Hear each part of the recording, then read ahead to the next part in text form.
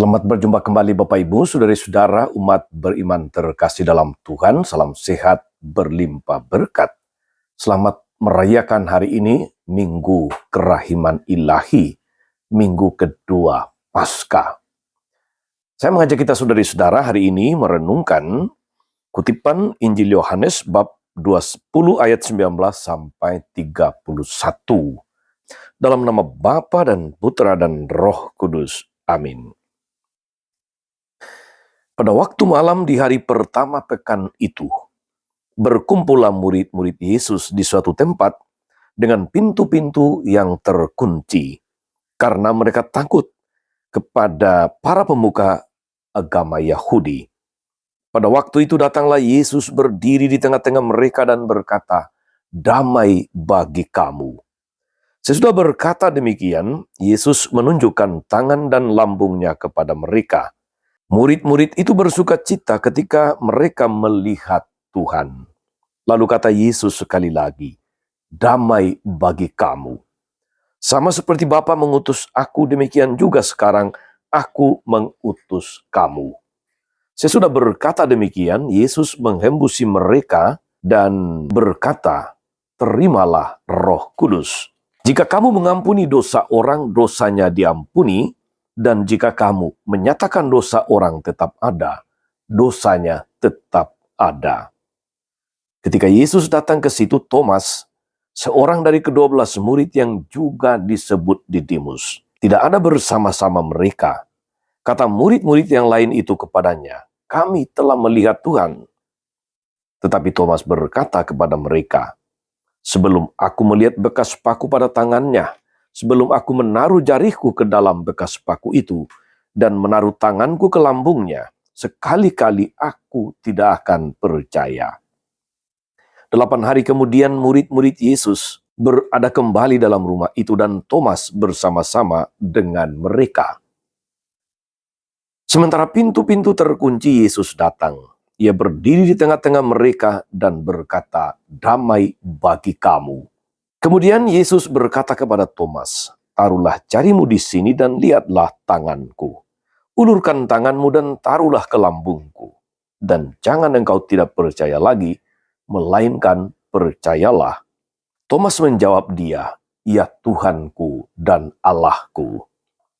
Kata Yesus kepadanya, "Karena engkau telah melihat aku, maka engkau percaya. Berbahagialah mereka yang tidak melihat, namun percaya." Memang masih banyak tanda mujizat lain yang diperbuat Yesus di depan mata murid-muridnya yang tidak tercatat dalam kitab ini. Tetapi hal-hal ini telah dicatat supaya kamu percaya bahwa Yesuslah Mesias Putra Allah, dan supaya karena percaya kamu memperoleh hidup di dalam namanya.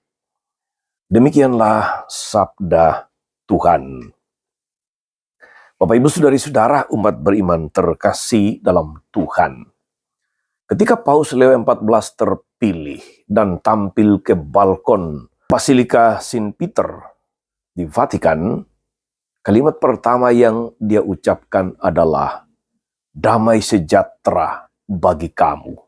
Yesus yang datang menampakkan diri kepada para muridnya hari ini, saudara-saudari, dalam Injil yang kita dengar tadi 3 kali mengatakan, "Damai bagi kamu."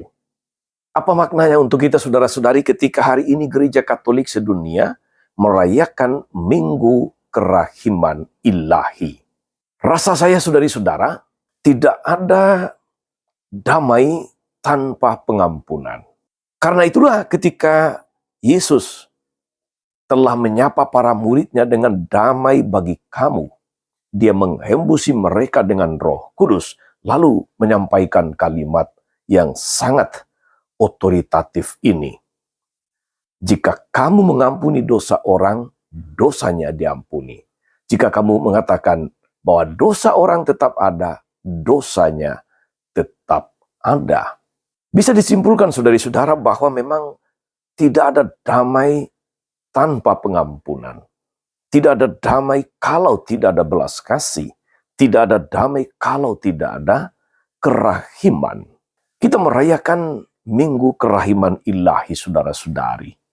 Minggu belas kasih. Salah satu contoh luar biasa, kalau boleh saya katakan contoh fenomenal bagaimana damai itu datang dari pengampunan. Justru ketika pengampunan itu diberikan kepada mereka yang paling tidak layak untuk diampuni. Mereka yang telah menyakiti kita, mereka yang telah melukai kita, mereka yang telah merugikan kita. Disitulah pesan damai, pengampunan dan kerahiman ilahi mendapatkan maknanya yang luar biasa. Contoh fenomenal yang saya maksud adalah bagaimana Paus Yohanes Paulus kedua mengampuni seorang yang telah hampir saja merenggut nyawanya dengan menembak. Dialah Mehmet Ali Akka, seorang berkebangsaan Turki. Dia menembak Paus. Dan dalam penyelenggaraan Tuhan ternyata Paus tidak sampai meninggal. Mehmet kemudian tertangkap dan dia dipenjara di Roma. Apa yang dilakukan Paus ketika kemudian dia telah sembuh, saudari-saudara? Paus datang mengunjungi penjara itu, mengunjungi Mehmet Ali Akka di sel di mana dia ditahan. Paus Yohanes Paulus kedua duduk berhadap-hadapan dengan Mehmet di dalam sel penjara. Mehmet memakai sweater warna hitam, celana panjang blue jeans dan sepatu kets warna putih. Sedangkan Paus seperti biasa memakai jubah warna putih dengan topi kecil di atasnya yang juga berwarna putih, solideo. Jadi pelaku penembakan duduk berhadapan dengan korbannya. Dan yang istimewa di sini justru korban datang mengunjungi dia, tidak dengan penghakiman, tidak dengan mata yang melotot, tidak dengan emosi dan kemarahan. Dia hanya datang berbincang-bincang dengan dia berdua saja di sel penjara. Tidak ada yang tahu pasti apa yang dibicarakan, saudari-saudara. Tetapi gestur, gerak tubuh keduanya menyatakan atau berbicara lebih banyak daripada apa yang bisa didengar dan disampaikan. Paus Yohanes Paulus kedua menggenggam tangan Mehmet Ali Akka yang pernah memegang pistol atau senapan untuk menembaknya. Dan di akhir pertemuan yang bersejarah itu, Paus memeluk Mehmet Ali Akka dan Mehmet meraih tangan Paus dan menaruh di atas kepalanya sebagai sebuah tanda hormat, sebagai sebuah tanda penyesalan akan pribadi yang justru tidak menghakiminya, yang justru tidak kemudian membalas dendam kepadanya, tapi mengunjunginya sebagai saudara. Yohanes Paulus kedua datang dengan pesan damai, dengan pengampunan yang tidak dibuat-buat. Saudara-saudara umat beriman yang diberkati Tuhan, hanya beberapa gerakan kecil yang mereka perlihatkan, tetapi fakta itu sudah berbicara 1000 kata tentang pengampunan, tentang belas kasih, tentang damai yang dibawa oleh Paus Yohanes Paulus kedua, tentang kerahiman. Dalam ruangan yang sempit sel penjara bergaung kembali kata-kata Yesus kepada muridnya dalam Injil tadi. Jika kamu mengampuni dosa orang, dosanya diampuni. Jika kamu mengatakan dosa orang tetap ada, dosanya tetap ada. Paus mengampuni Mehmet. Itulah tindakan belas kasih Allah yang nyata, yang dihayati, dipraktekkan oleh Yohanes Paulus kedua. Dia datang ke penjara tidak membawa dendam, tidak membawa rasa marah. Dia datang dengan sukacita, dia datang dengan pengampunan. Yang terjadi kemudian adalah justru persaudaraan dalam keluarga yang satu dan sama. Saudara-saudara, umat beriman terkasih dalam Tuhan, hari ini kita merayakan Minggu Kerahiman Ilahi, Minggu Pengampunan, Minggu Belas Kasih. Tindakan pengampunan yang menghapus kemarahan dan dendam itu adalah cara nyata menghadirkan dan mewartakan belas kasih Allah. Santa Faustina, Rasul Kerahiman Ilahi, dia mengajarkan kepada kita agar selalu mewartakan tanpa lelah tentang belas kasih Allah, tentang kerahiman Allah. Dan juga mengajak kita semua untuk berdoa bagi jiwa-jiwa yang sungguh membutuhkan pengampunan Tuhan. Saudari-saudaraku umat beriman terkasih dalam Tuhan, di dunia yang penuh dengan persaingan, perang, kita ingat saat ini saudara-saudari antara Amerika, Israel terhadap Iran, dan beberapa negara lain yang juga masih bertikai seperti Rusia dan Ukraina. Perang selalu meninggalkan korban, tapi juga meninggalkan luka, meninggalkan dendam, meninggalkan permusuhan yang seakan tiada akhir. Tapi belas kasih dan pengampunan saudari-saudara bagaikan mutiara langka di tengah dunia seperti ini. Ketika setiap orang ingin menunjukkan semangat lebih, ketika ego ditaruh di depan, maka susah untuk membagikan belas kasih, membagikan kerahiman Tuhan.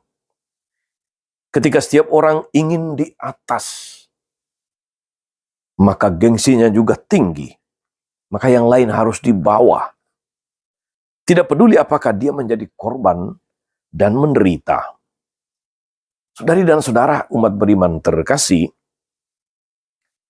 sejatinya di dalam segala macam persaingan, di dalam segala macam pertikaian, konflik apapun, tidak ada pemenang. Ketika kita menunjuk diri atau diarak sebagai pemenang, dipuja-puji, sebetulnya saat itu juga kita kalah.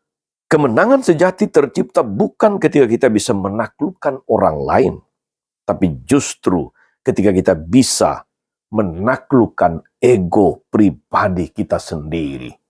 Dan untuk membawa pengampunan, Anda tidak harus mampu menaklukkan ego, mampu menyangkal diri, mampu merendahkan diri.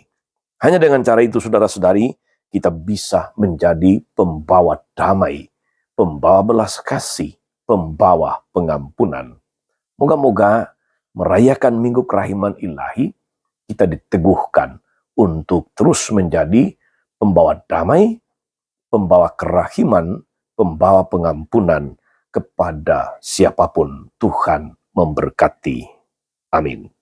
Tuhan Yesus Kristus, kami bersyukur atas kerahiman-Mu yang sungguh memerdekakan, kerahiman-Mu yang menyelamatkan kami. Kepada para murid-Mu, Engkau menyapa, Engkau menganugerahkan damai, dan menghembusi mereka untuk menjadi pembawa kasih, kerahiman, pembawa pengampunan, pembawa damai di tengah dunia. Kuatkan kami juga, para pengikut-Mu, agar kami senantiasa mampu menjadi rasul kerahiman ilahi, rasul-rasul yang siap membawa pengampunan dan belas kasih-Mu, sehingga dari sana semakin banyak orang yang memuliakan nama-Mu. Terpujilah Engkau Tuhan sepanjang segala masa. Amin. Saudari-saudara sekalian, berkat Allah turun atas saudari-saudara, atas mereka yang kita doakan atau kita janjikan doa. Mereka yang sakit dan menderita, segala rencana, karya dan pelayanan hari ini, Bapa dan Putra dan Roh Kudus. Amin. Tetap sehat teruslah menjadi berkat.